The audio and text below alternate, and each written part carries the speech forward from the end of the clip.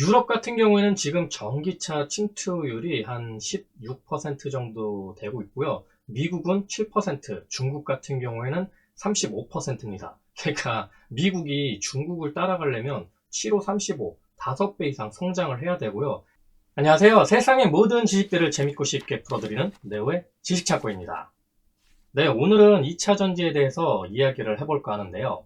2차 전지 요즘에 조정을 많이 받고 있었고, 공매도 금지가 되면서 잠깐 반등한다 싶었는데, 다시 조정을 또 거치고 있습니다.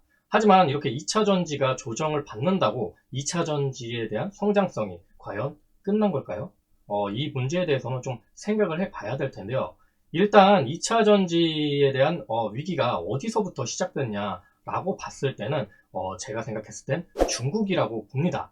중국이 일단 전기차 시장에 보조금을 어마어마하게 지급을 하면서 전기차 시장을 가장 먼저 개화를 했죠. 그래서 지금 이제 중국의 전기차 시장 비중이 아마 한 전 세계적으로 봤을 때 한 50% 정도를 차지한다고 하는데요. 이 전기차가 중국에서 이렇게 많이 팔리다 보니까 경쟁도 굉장히 치열해졌겠죠.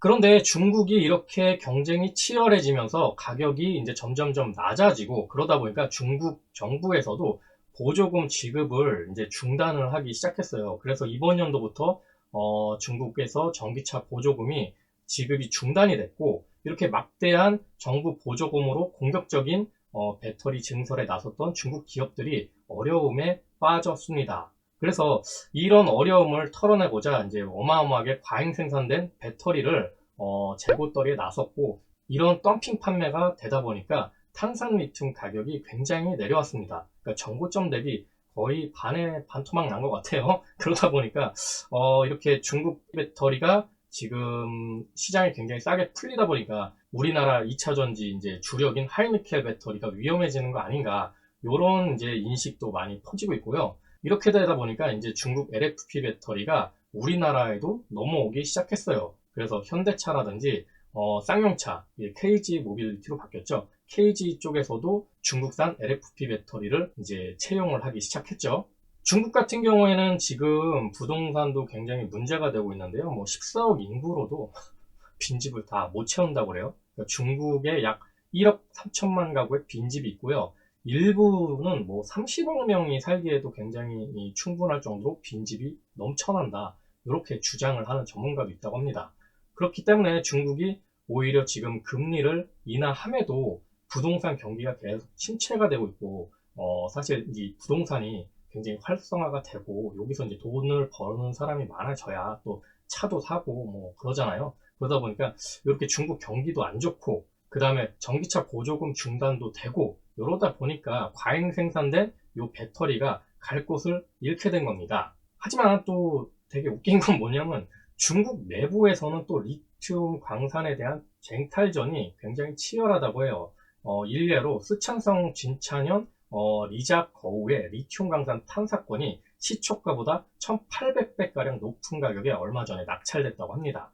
8월 9일 시초가가 57만 위안, 그러니까 우리 돈으로 약 1억 900만 원으로 시작된 이 광산 탐사권 경매가 11월 오전까지 3,412차례 호가 경쟁을 벌인 끝에 3,412차례 대단하다. 10억 1,017만 위안, 그러니까 우리 돈으로 1,854억 원에 낙찰됐다고 하는데 이게 시초가보다 거의 1,772배 높은 가격이었다고 해요. 그러니까 이게 8월달 정도 이야기니까 지금도 아마 계속 진행이 이렇게 되고 있을 것 같습니다. 지금 여기 이제 탄산 리튬에 대한 그래프를 제가 가져오고 왔는데요. 여기 탄산 리튬을 보면 거의 이제 600 언저리까지 갔다가 지금 이제 140까지 떨어졌어요. 그러니까 반토막이 300, 반의 반토막이 150 정도 됐으니까 진짜 아까 이야기한 것처럼 탄산 리튬 가격이 그 정고점 대비 반의 반토막이 났습니다. 그러다 보니까 이제 한국 양극재 기업 업체들이 매출이 늘어남에도 불구하고 영업이익이 굉장히 줄어들었어요. 그러니까 비싼 가격의 양극재를 이만큼 재고를 해놨는데 그 재고가 이제 더 낮은 가격에 팔아야 되니까 영업이익률이 굉장히 쪼그라들었죠. 그러다 보니까 이게 양극재 업체들의 위기다 뭐 이런 얘기가 많이 나오면서 2차 전지 섹터가 그런 상황으로 인해서 조정도 지금 굉장히 많이 받았었고요. 하지만 결국 리튬은 장기적으로 봤을 때 부족할 수밖에 없다고 시장에서는 보고 있고요. 전기차는 이제 경제적 논리가 아닌 패러다임의 변화입니다. 그러니까 이제 각국의 이제 정부들이 2030년에는 뭐 내연기관차 생산을 안 한다. 2035년에는 생산을 안 한다. 뭐 가장 빠른 데는 2025년에도 생산을 중단한다는 유럽의 국가들이 있죠. 뭐 네덜란드나 뭐 이런 나라들은 2025년에 그렇게 한다고 해요. 그게 진짜 될지는 모르겠지만 아무튼 이게 이제 경제적인 논리, 그러니까 내연기관차보다 전기차가 비싸니까 팔리기가 어렵다라는 논리가 아닌 패러다임의 변화, 그러니까 환경적인 문제라든지 각국 정부의 탄소 중립 정책에 따라 전기차가 계속 팔릴 수밖에 없습니다.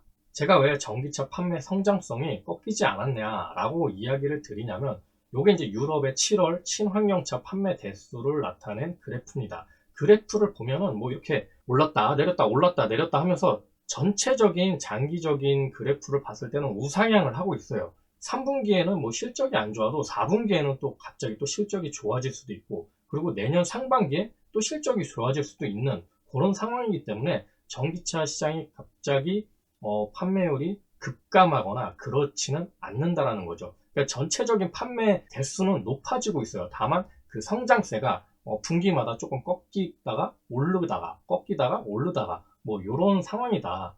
그래서 잔파도는 있을지언정 장기적인 성장성에 의문은 없다. 뭐 이렇게 결론을 내릴 수가 있습니다.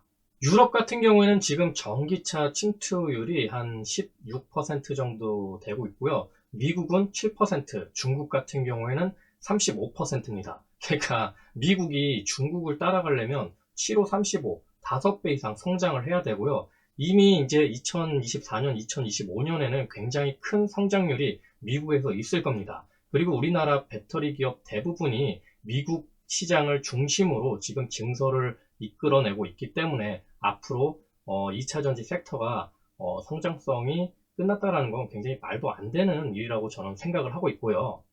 그리고 테슬라에서도 중국에서 생산된 LFP 배터리가 탑재된 모델 Y, 그러니까 RWD 모델이죠. 이게 이제 후륜 구동만 되는 모델인데 저가형이에요. 이제 중국에서 경쟁이 치열해지다 보니까 비야디에 밀렸죠. 그러다 보니까 요거 판매를 굉장히 많이 못했어요. 그래서 이 물량, 이 재고 물량을 미국으로 보내서 판매를 하려고 했다가 뺀찌를 먹었죠.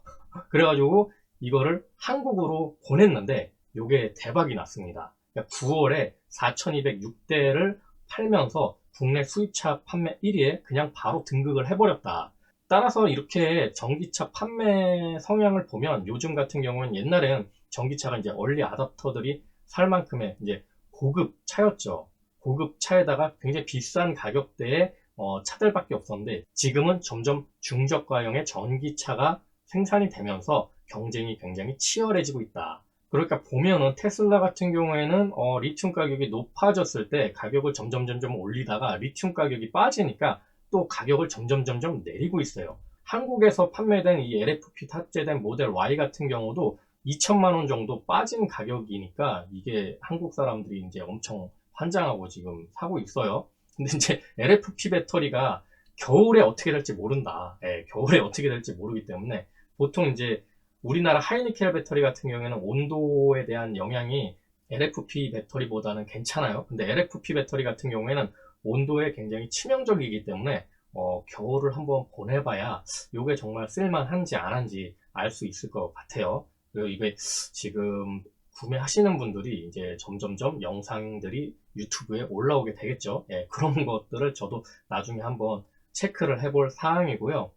전기차 시장이 이렇게 개화가 되면서 앞으로 2024년부터 2025년까지는 굉장히 많은 모델들이 나올 거라고 합니다. 그러다 보니까 지금 잠시 주춤한 거는 잔파도에 불과하다, 저는 그렇게 생각을 하고요. 앞으로 신차를 구매하시는 분들도 대부분 이게 전기차를 구매할 건지 아니면 내연기관차를 그대로 구매할 건지 아니면 틈새로 하이브리드로 갈 건지 여러 가지 결정을 하게 될 겁니다. 저 같아도 만약에 지금 차를 바꾼다고 생각하면 조금 더 계기다가 전기차를 살 거다라는 생각을 하고 있거든요. 그러니까 저는 다음 차를 무조건 거의 전기차를 사게 될 것 같습니다. 뭐 저만 뭐 이렇게 생각하는 거 아니시겠죠? 뭐 여러분들도 다 그렇게 생각을 하시겠죠? 제가 옛날에 2019년도에 영상을 한참 올렸던 게 테슬라에 관해서 영상을 많이 올렸었는데, 그때는 전기차가 먼저냐 수소차가 먼저냐 뭐 이런 논쟁이 굉장히 많았어요. 근데 그때 저는 전기차가 우세할 거라고 예측을 했었고요. 예측대로 이렇게 흘러 들어왔는데, 수소차 같은 경우에는 지금 전기차보다 굉장히 많이 인기가 사그라들었죠. 이제 수소 충전하는 것도 전기 충전하는 것보다 더 어려울 뿐더러 수소 경제를 지금 확립을 하는데 아무래도 시간이 더 걸린다. 전기차 쪽보다는 더 걸리기 때문에 앞으로 전기차가 대세가 계속 이루어질 것 같고, 배터리 기술이 얼마나 발전을 하느냐, 그리고 얼마나 가격을 더 낮출 수 있느냐가 관건이 될 것 같습니다. 오늘은 이렇게 2차 전지는 과연 정말 성장성이 끝난 걸까에 대해서 이야기를 해봤는데, 제 개인적인 생각으로는 이건 잔파도, 그러니까 2차 전지 섹터의 조정은 잔파도에 불과하다. 장기적으로는 계속 성장할 수밖에 없고, 여기서 선제적으로 투자를 하고 대규모, 그러니까 대수의 법칙으로 굉장히 빠르고 큰 증설을 이끌어갈 수 있는 기업이 앞으로 살아남겠죠. 지금 저는 이 2차 전지 섹터의 조정이 오는 건 배터리, 그러니까 반도체 치킨 게임처럼 배터리계의 치킨 게임이 시작되었기 때문이라고 보고 있습니다. 자, 오늘도 내용이 재밌고 유익하셨다면 구독과 좋아요 꼭 부탁드립니다. 이렇게 항상 내일 지식창고를 애청해 주셔서 감사드리고요. 오늘 하루도 좋은 하루 되시길 기원하겠습니다.